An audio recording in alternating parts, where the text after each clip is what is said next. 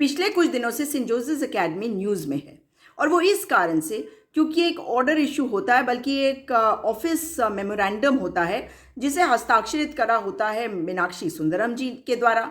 और वहाँ पे नापा नापी करने के लिए स्कूल में पहुँच जाते हैं लोग और बहुत लोग आक्रोशित होते हैं। रात को जब तक ये खबर सब तक पहुँचती है तो जो एलुमनाई है, जो हर समुदाय से संबंधित है, ये एक एंग्लो इंडियन अल्पसंख्यक इंस्टीट्यूशन ज़रूर है, मगर यहाँ पे पढ़ाई करने वाले हर समुदाय के लोग हैं, हर धर्म के लोग हैं और ये को एजुकेशनल है, तो इसमें बॉयज़ और गर्ल्स दोनों ही पढ़े हैं। लेकिन आज हमें बात करनी चाहिए कि जो शैक्षिक संस्थानों को नजूल भूमि दी जाती है, उनके संवैधानिक संरक्षण और न्यायालयों के जो दिशा निर्देश हैं उसमें क्या है, और ये जानना हम सबके लिए बेहद ज़रूरी है। तो सबसे पहले इस विषय पे बात होनी चाहिए कि जो शैक्षिक संस्थानों के संचालन और उनके लिए जो भूमि आवंटन के संबंध में बहुत सारे संवैधानिक और न्यायिक प्रावधान हैं, इसको समझा जाना चाहिए। फिर हम संविधान और सर्वोच्च न्यायालय ने क्या कहा है उसके बारे में बात करेंगे। तो जो संस्थानों को सुरक्षा मिलती है इन प्रावधानों के कारण, उनके उद्देश्यों की पूर्ति को सुनिश्चित करने के लिए वो उद्देश्य क्या है? वो उद्देश्य शैक्षिक संस्थान में शिक्षा की पूर्ति, मतलब आप केवल वहां पे शिक्षा प्रदान करेंगे, और खास करके तब जब सरकार द्वारा शैक्षिक संस्थानों को नजूल की भूमि दी जाती है, तो उस भूमि को वापस लेना एक गंभीर चुनौतीपूर्ण संवैधानिक मुद्दा बन जाता है, क्योंकि भारत का संविधान और सर्वोच्च न्यायालय ने इस प्रकार के मामलों में बिल्कुल स्पष्ट दिशा निर्देश दिए हुए हैं, ताकि जो शैक्षिक उद्देश्यों के लिए दी गई भूमि है उसका उपयोग केवल और केवल शिक्षा के लिए हो सके। इसे किसी और उद्देश्य के लिए राज्य भी वापस नहीं ले सकता, मतलब पार्किंग बनाने के लिए या सड़क चौड़ा करने के लिए नहीं ले सकता। नजूल भूमि का आखिर महत्व होता क्या है? नजूल भूमि एक सरकारी संपत्ति है, उसे विशिष्ट उद्देश्यों के लिए आवंटित किया जाता है ताकि जनहित के कार्य हो। तो जनहित के कार्य में तो शिक्षा भी आएगी। जब इसे किसी शैक्षिक संस्थान को दिया जाता है, किसी नजूल की जमीन को आवंटित किया जाता है, तो यह भूमि केवल और केवल शैक्षिक गतिविधियों के लिए इस्तेमाल हो सकती है। अब आ जाते हैं संविधान पे। कॉन्स्टिट्यूशन ऑफ इंडिया के आर्टिकल 28, 29 और 30, अनुच्छेद 28, 29 और 30, जिसके तहत अल्पसंख्यक मतलब माइनॉरिटीज और बाकी शैक्षिक संस्थानों को विशेष सुरक्षा दी गई है, ताकि वे स्वतंत्र रूप से अपनी शैक्षिक गतिविधियों का संचालन ठीक प्रकार से कर सके। और इस संबंध में एक जो उदाहरण आपके सामने है वो सेंट जोसेफ स्कूल का है, जिसे नजूल की भूमि शिक्षा के उद्देश्य के लिए 90 साल की लीज पर दिया गया। अब ये भूमि जो है सेंट जोसेफ्स एकेडमी को दिया गया। सेंट जोसेफ्स एकेडमी एक, जैसा मैं आपको बता चुकी हूँ, एक माइनॉरिटी इंस्टीट्यूशन है, एक एंग्लो इंडियन माइनॉरिटी इंस्टीट्यूशन है, और ये आर्टिकल्स 28, 29, 30 को अगर हम स्टडी करेंगे तो ये उनके अधिकारों के रक्षा के तहत आते हैं, और इसे किसी भी अन्य उद्देश्य के लिए वापस नहीं लिया जा सकता, ये कॉन्स्टिट्यूशन कहता है। तो हम कॉन्स्टिट्यूशन की बात करते हैं, कॉन्स्टिट्यूशन में जो प्रावधान है उनकी बात करते हैं, आर्टिकल 28, 29, 30। तो हम सबसे पहले आर्टिकल 28 की बात करें, अनुच्छेद 28। इस अनुच्छेद के तहत शैक्षिक संस्थान जो पूरी तरह से या आंशिक रूप से राज्य द्वारा एडेड है, वित्त पोषित है, उनमें धार्मिक शिक्षा नहीं दी जा सकती। लेकिन उन संस्थानों में जो राज्य से वित्त पोषित नहीं है, गवर्नमेंट एडेड नहीं है, उन्हें धार्मिक स्वतंत्रता और शैक्षिक संचालन की स्वतंत्रता होती है। ये नजूल भूमि पर स्थापित माइनॉरिटी एजुकेशनल इंस्टीट्यूशंस यानी कि अल्पसंख्यक शैक्षिक संस्थानों पर भी लागू उतना ही होगी। अब आ जाते हैं आर्टिकल 29 या अनुच्छेद 29 पर। यह अनुच्छेद भाषाई, लिंग्विस्टिक और सांस्कृतिक, कल्चरल अल्पसंख्यकों को, यानी कि जो लिंग्विस्टिक और कल्चरल माइनॉरिटीज़ है, उनको अपनी भाषा, अपनी लिपि और अपने कल्चर, संस्कृति को संरक्षित करने का अधिकार दिया गया है आर्टिकल 29 में। शैक्षिक संस्थान जो इन समुदायों द्वारा स्थापित किया जाता है, मतलब कल्चरल माइनॉरिटीज़ और लिंग्विस्टिक माइनॉरिटीज़, ये आर्टिकल 29 के तहत संरक्षित है। इनको संरक्षणा प्राप्त है आर्टिकल 29 के तहत शैक्षिक संस्थान जो इन समुदायों द्वारा स्थापित किए जाते हैं वे इस अनुच्छेद आर्टिकल 29 के तहत विशेष सुरक्षा प्राप्त करते हैं। अब आर्टिकल 30 यानी कि अनुच्छेद 30 पे आते हैं। ये सबसे महत्वपूर्ण अनुच्छेद है, सबसे महत्वपूर्ण आर्टिकल है जो माइनॉरिटी इंस्टीट्यूशंस जो अल्पसंख्यक समुदायों को अपनी पसंद के शैक्षिक संस्थान स्थापित करने और उनका प्रशासन करने का अधिकार देता है। इसके अंतर्गत राज्य यानी कि स्टेट इन संस्थानों के शैक्षिक उद्देश्यों को प्रभावित नहीं कर सकता। वो नहीं बता सकते कि आपके ऑब्जेक्टिव्स क्या होने चाहिए, आप क्या चीज़ पढ़ाएंगे, क्या नहीं पढ़ाएंगे। और अगर कोई संस्थान शैक्षिक उद्देश्य के लिए नजूल की भूमि पर स्थापित है तो राज्य यानी कि स्टेट उस भूमि को वापस नहीं ले सकता। अब हमारे कोर्ट्स का क्या कहना है और खास करके सुप्रीम कोर्ट का क्या कहना है, तो ऑनरेबल सुप्रीम कोर्ट यानी कि उच्चतम न्यायालय के दिशा निर्देश इसमें बिल्कुल साफ हैं। सर्वोच्च न्यायालय ने समय समय पर जब उनके सामने केसेस आए हैं उसमें बिल्कुल स्पष्ट निर्णय दिए हैं जहां शैक्षिक संस्थानों को दी गई भूमि के मामले में कोई विवाद उत्पन्न हुआ है। और उनमें से कुछ इम्पोर्टेंट जो निर्णय है उनके बारे में आपको बताती हूँ। 2 निर्णय खास और बाकी बहुत सारे ऐसे निर्णय हैं। तो सबसे पहले तिलक शिक्षा संस्थान वर्सेस महाराष्ट्र स्टेट, और इसको आप जो लोग वकालत जानते हैं उसे ढूंढ लेंगे AIR 1994 SC 43 के अंदर। सर्वोच्च न्यायालय ने इसमें क्या कहा है? माननीय उच्चतम न्यायालय ने इस मामले में कहा है कि सरकार द्वारा जो भूमि दी गई है जिसे शैक्षिक उद्देश्यों के लिए उपयोग किया जा रहा है उसे बिना उचित कारण या संवैधानिक कॉन्स्टिट्यूशनल प्रोसेस के बिना आप वापस नहीं ले सकते। शैक्षिक संस्थानों की स्वायत्तता और उनकी शैक्षिक गतिविधियों की सुरक्षा सर्वोपरि बताई गई है इस जजमेंट में। दूसरे जजमेंट की बात करते हैं, सन सोलाई स्कूल केस। इस मामले में भी माननीय उच्चतम न्यायालय ने बिल्कुल साफ कहा है कि नजूल की भूमि जो किसी शैक्षिक संस्थान को शैक्षिक उद्देश्य के लिए दी गई है वो केवल उसी उद्देश्य के लिए प्रयुक्त होनी चाहिए और इसे वापस लेने का प्रयास, मतलब इसको आप तभी कर सकते हैं जब आप संवैधानिक आधार पर इसे चुनौती देते हैं।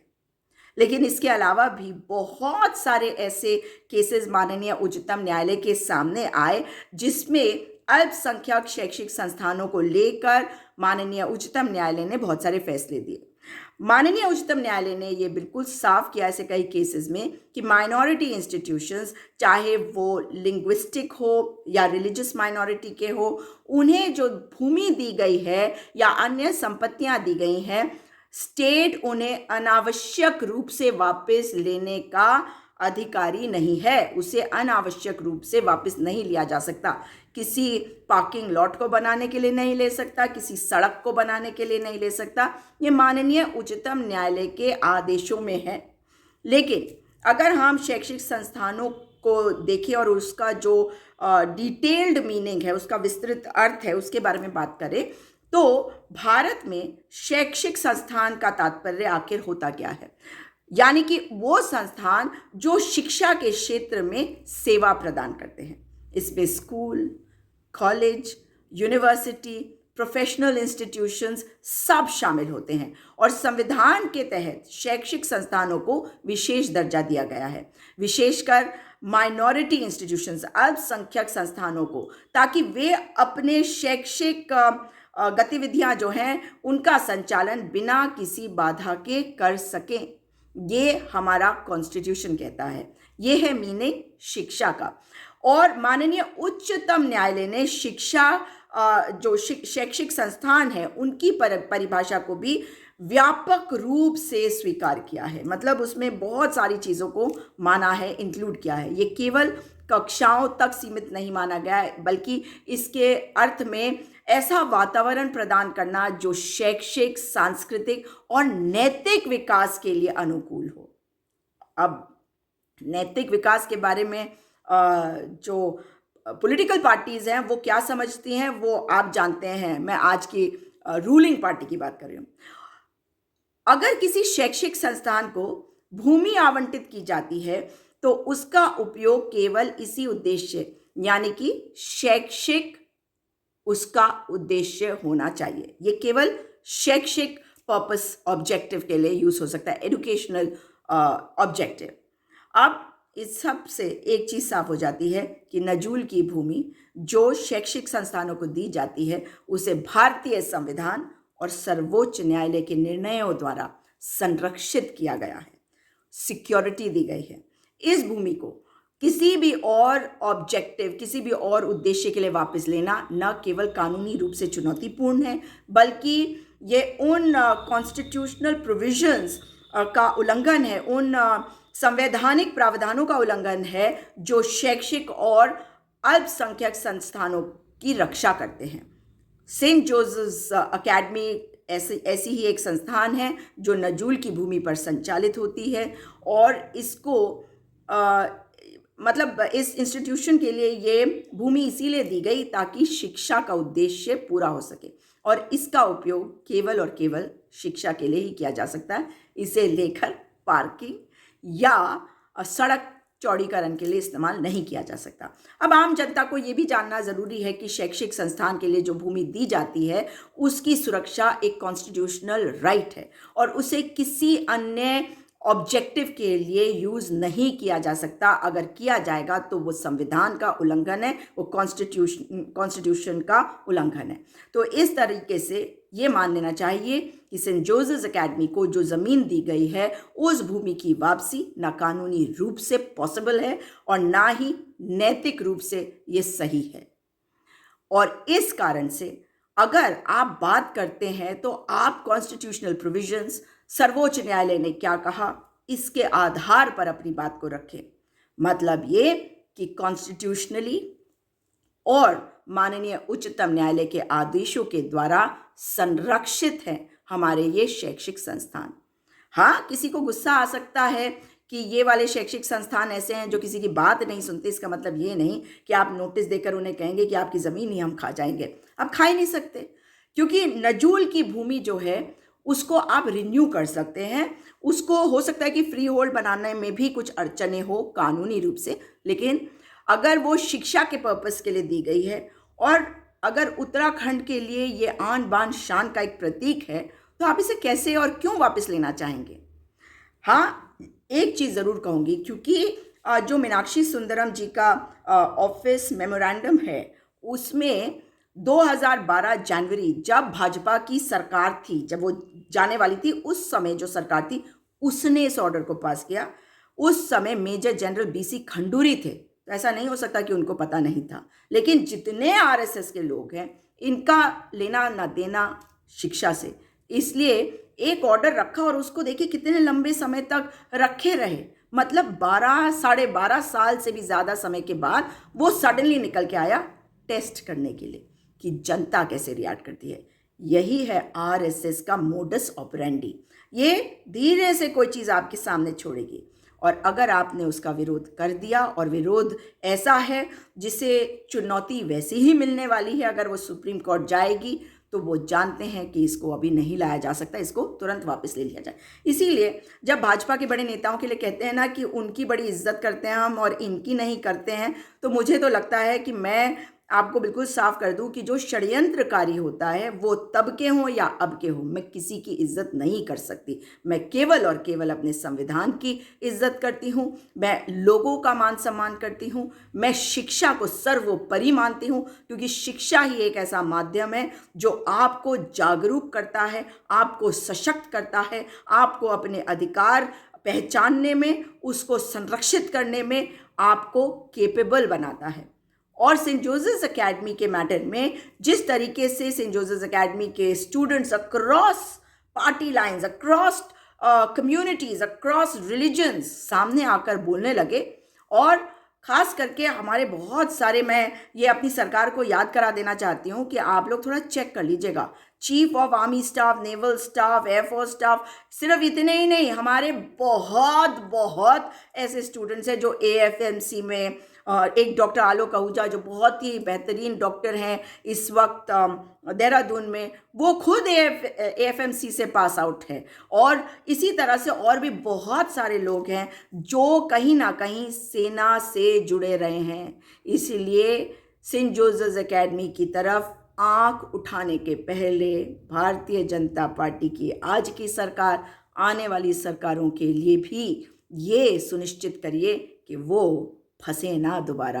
क्योंकि अगर आप टारगेट करेंगे तो आप नेशनलिस्ट, जिनको आप नेशनलिस्ट मानते हैं, मतलब हमारे फौजी साथी, हमारे फौजी भाई जो हमारे साथ पढ़े, जो हमारे से सीनियर थे, जो हमारे से जूनियर, और उनकी हम कितनी इज्जत करते हैं, वो सब आपके खिलाफ बोलेंगे। और आपका जो इमेज है ना, वो वैसे भी सैन्य धाम के कारण इस वक्त बिल्कुल चौपट हो रखा है। उसमें जितने आपने गड़बड़ियां कर रखी हैं, प्रधानमंत्री जी का ड्रीम प्रोजेक्ट है, लेकिन लोगों के सामने सच्चाई आई है। कोशिश करिए, करना थोड़ा मुश्किल होता है आपके लिए, इसलिए कह रही हूँ कोशिश करिए। अगर पूरी तरह से करेंगे तो अच्छी बात होगी कि आप सेंट जोसेफ एकेडमी और उनके जैसे अन्य जो स्कूल्स वगैरह हैं उनमें इंटरफियर करने की कोशिश कभी ना करिएगा।